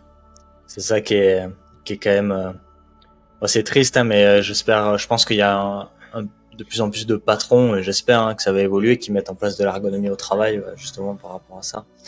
Ouais, ouais, ouais. Mais de la bonne ergonomie, quoi. Et tu vois, rien qu'avoir des petits temps de pause pour pouvoir bouger, aller chercher des degrés de liberté. Tu vois les vidéos, tu vois là, je viens de le faire, je viens de craquer. Ouais. Euh, D'ailleurs, juste petit point très rapide là-dessus. Quand je bouge mon dos, souvent ça craque. Quand je bouge mes doigts, souvent ça craque. Ouais. Je vais avoir de l'arthrose. Non. Non, non, non, non, non, tu as rien à voir. En fait, un craquement, alors le terme médical, c'est tribonucléation. Donc si tu veux le terme médical qui est très joli.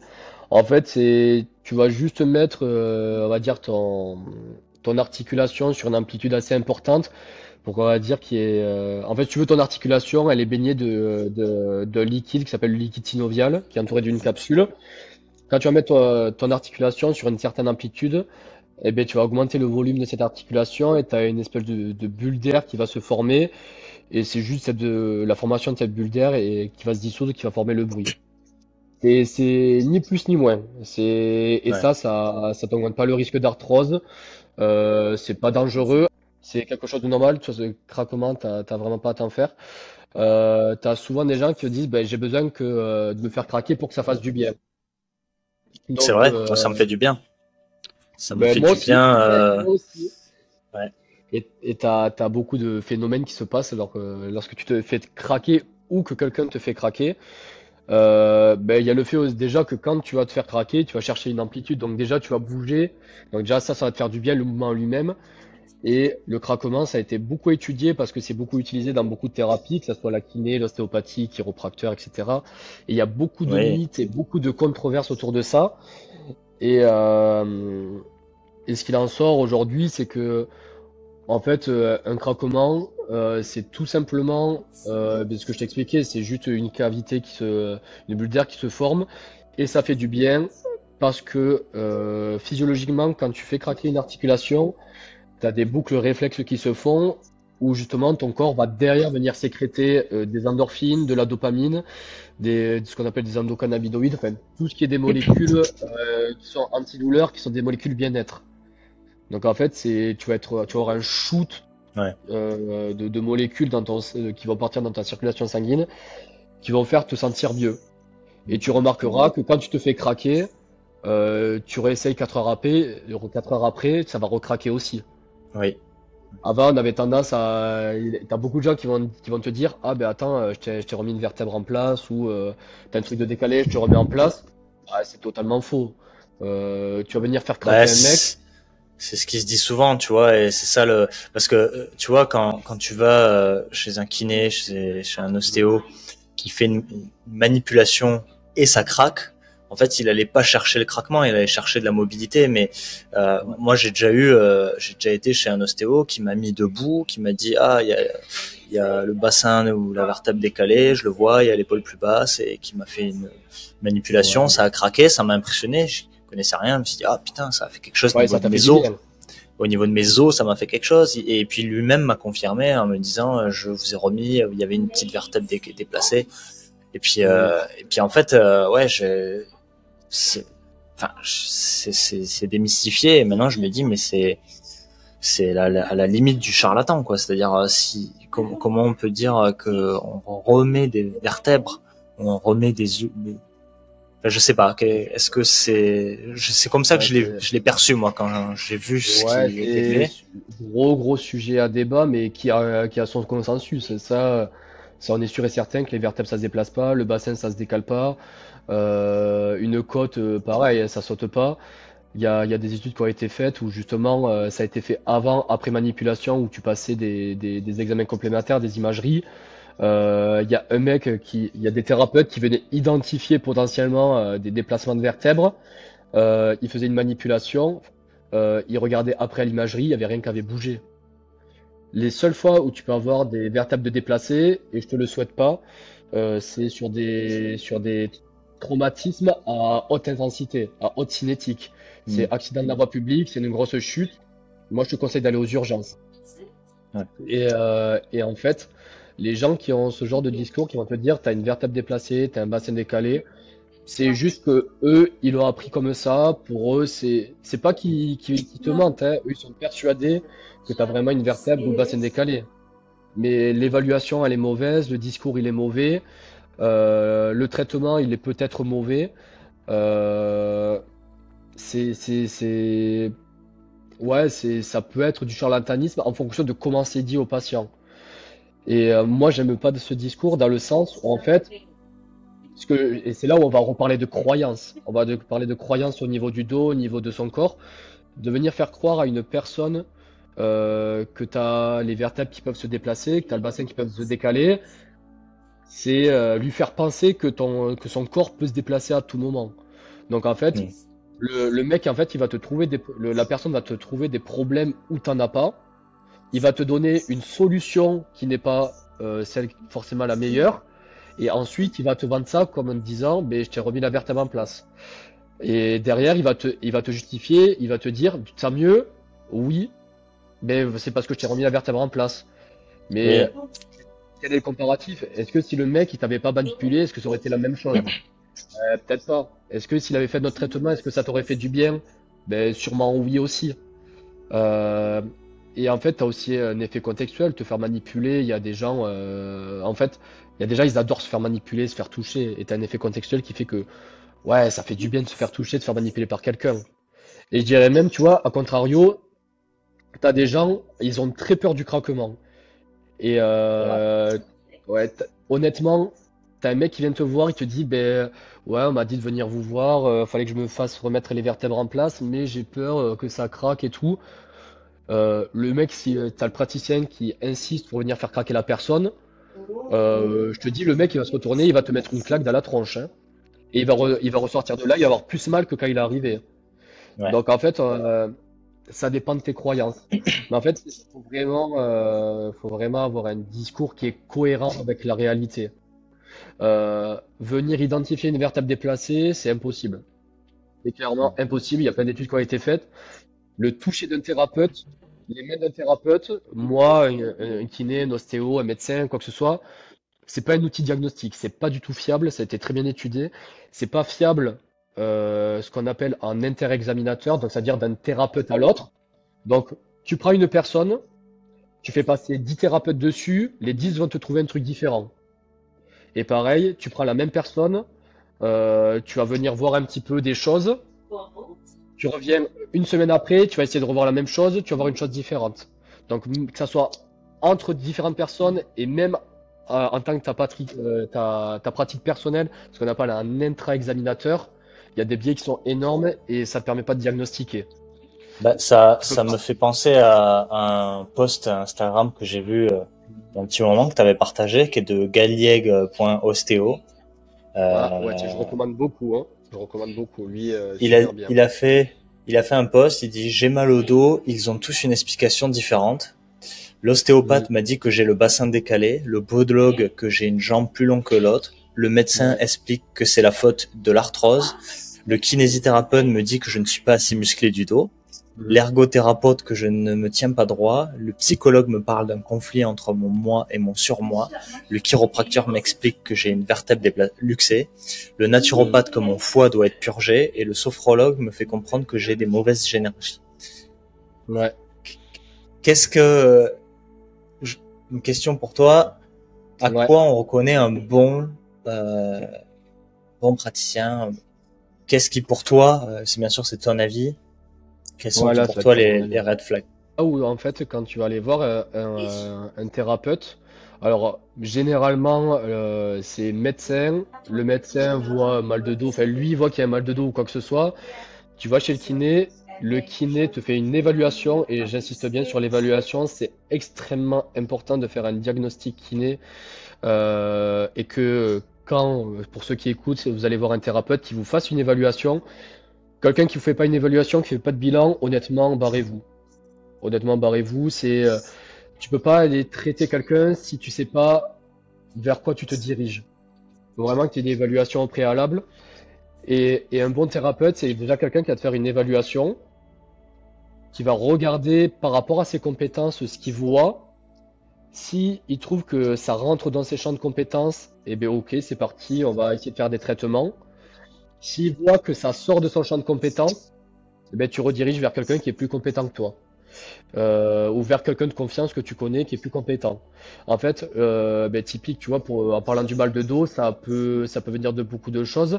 Et en fait, faut que nous, en tant que thérapeute, on ait du recul et qu'on ne voie pas les pathologies uniquement par le prisme de nos propres compétences. Euh, Toute pathologie peut y avoir des affections qui viennent d'autre chose. Et il faut savoir identifier justement ces choses. Et c'est là où justement un thérapeute qui va te dire bon, je vous ai évalué, j'avoue que bon, je sais pas trop. Je préfère vous rediriger vers un confrère à moi ou vers quelqu'un qui est plus compétent sur cette chose-là pour éviter de vous faire perdre du temps. Parce que si, par exemple, tu vas Ouais. voir un mec, si t'as un mec qui il arrive, il fait pas d'évaluation, il fait ah mal de dos, bon allez, un petit massage, un peu d'étirement, ça va aller mieux. Ben, il va te faire ça pendant 5, 10, 15 séances. Le patient, il va te dire, ouais, mais ça va pas mieux, etc. Je comprends pas. Et bien, déjà, tu fais perdre beaucoup de temps. Et derrière, en fait, t'es peut-être passé à côté de quelque chose qui était tout simple, qui avait juste besoin d'une petite évaluation et qui peut être traité très rapidement. Mais t'as perdu du temps parce que le mec t'a pas évalué au début, tout simplement. Ouais, non, moi, tu vois, personnellement, ce que je fais, c'est j'évalue. En fonction de mon évaluation, je traite. Si ça va mieux, ben, je continue. Si ça va pas mieux, je modifie mon traitement. Si ça va mieux, je continue. Si ça va pas mieux, j'insiste pas. Tu vois, si je vois qu'il n'y a pas d'amélioration, ben, je redirige, je contacte le médecin, j'envoie un courrier et voilà.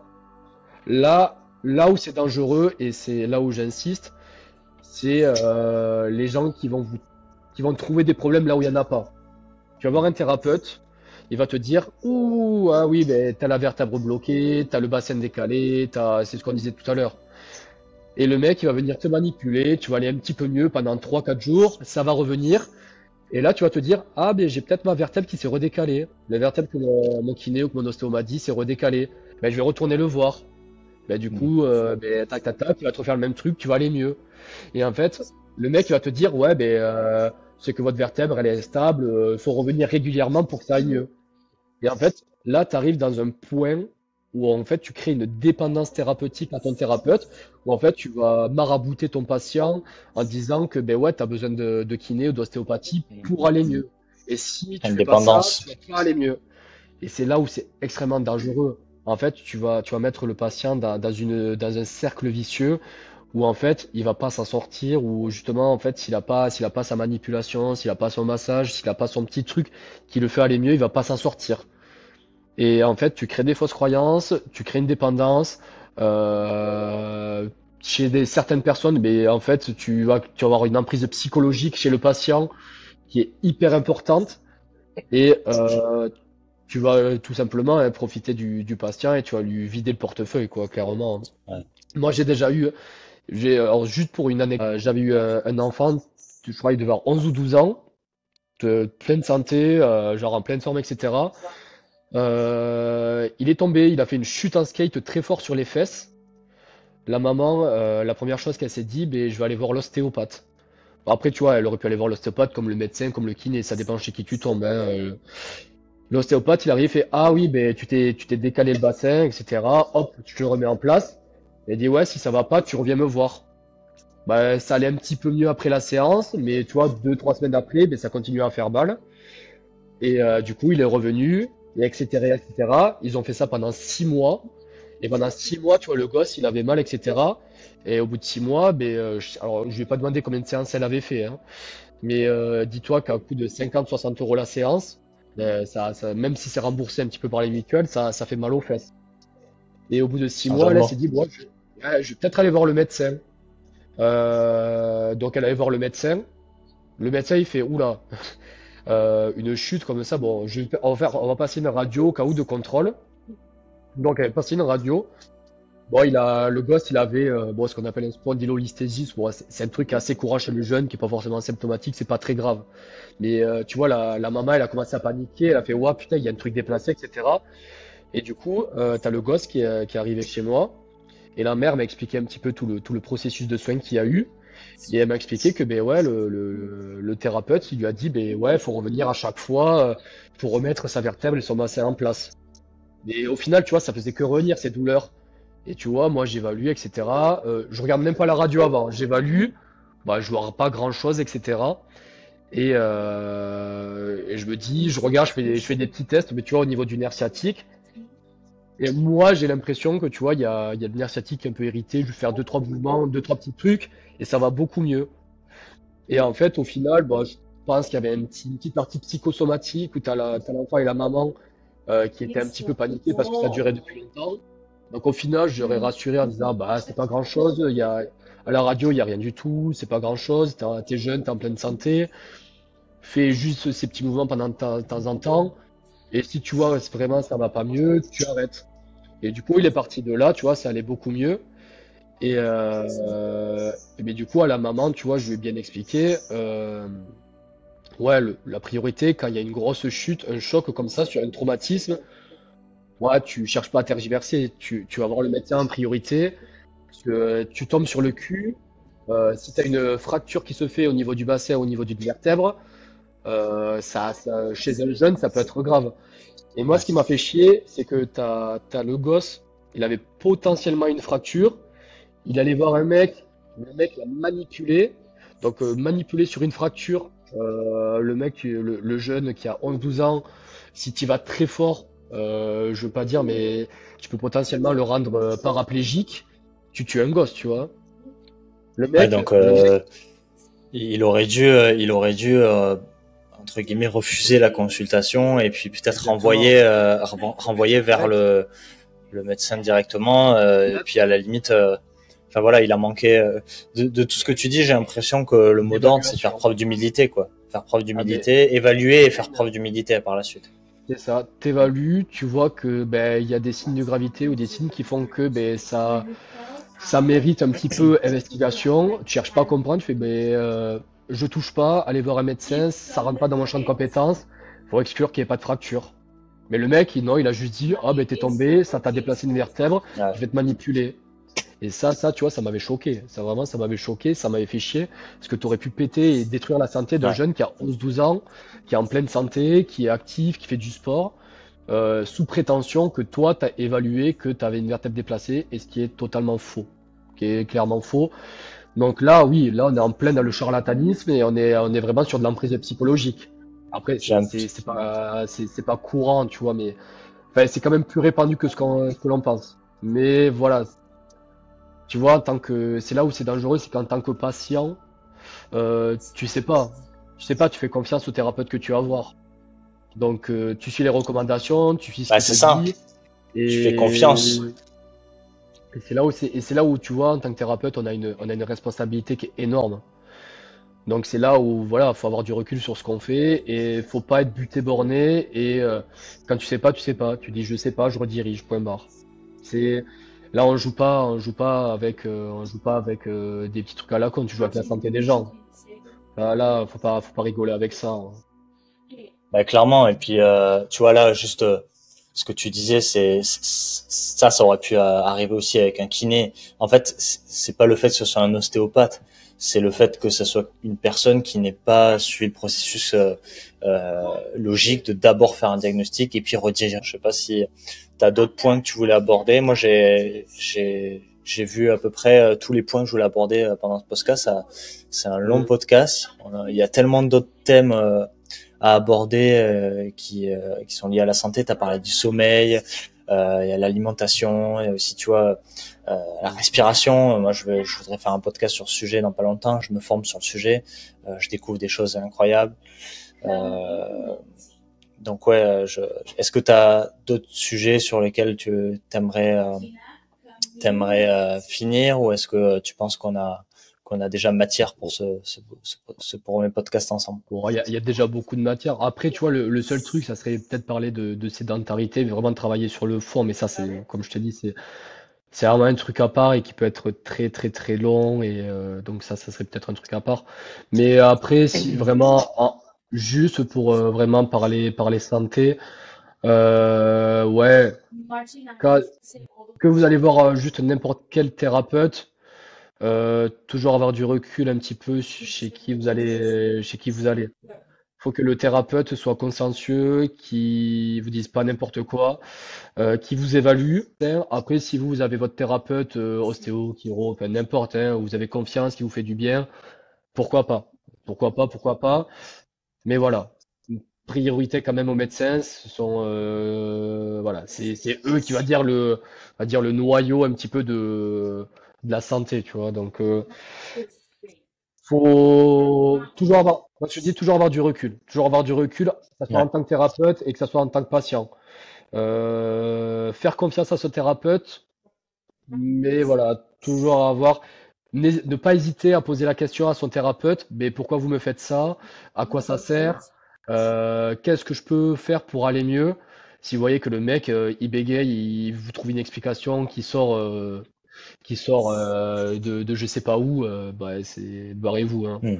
Typique, ouais, vous avez mal au dos parce que vous avez la cheville qui est en pronation, ce qui fait que votre genou, ça décale la rotule, donc le bassin se décale vers la droite, ce qui fait que le dos est un petit peu penché en avant, donc vous compensez vers l'épaule, et c'est ça qui vous donne des douleurs au niveau des cervicales et vous donne des maux de tête.